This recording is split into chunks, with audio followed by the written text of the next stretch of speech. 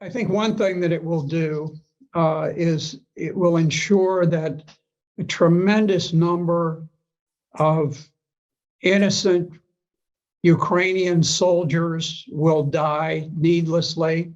A lot of Russian soldiers will die needlessly. These are kids.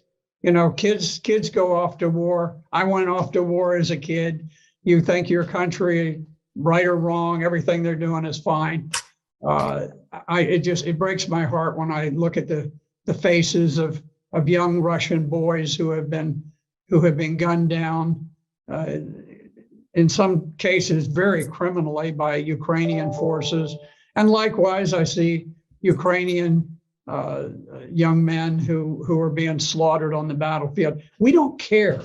The United States and NATO, we do not care how many Ukrainians die. Not civilians, not women, not children, not soldiers. We do not care. It's become a great football game. You know, we've got our team, they've got our team, rah, rah. We want to get the biggest score and run it up.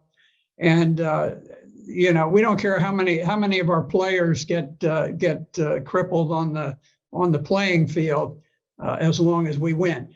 We need to understand the gravity of what we're doing.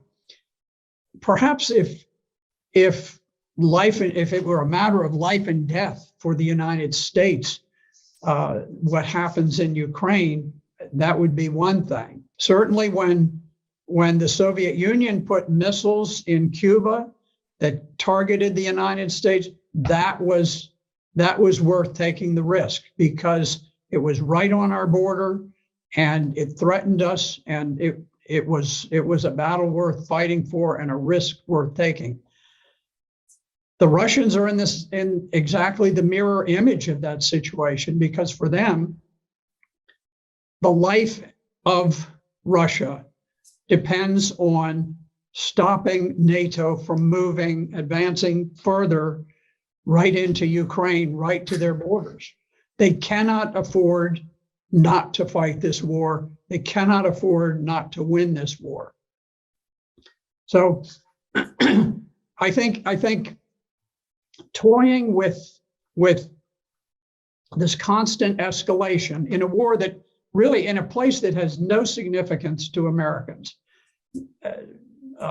Ukraine is meaningless to Americans. It has no impact on our day-to-day lives, and yet we're playing this reckless game that risks the lives of all people in the United States and Western Europe for nothing, just absolutely for nothing.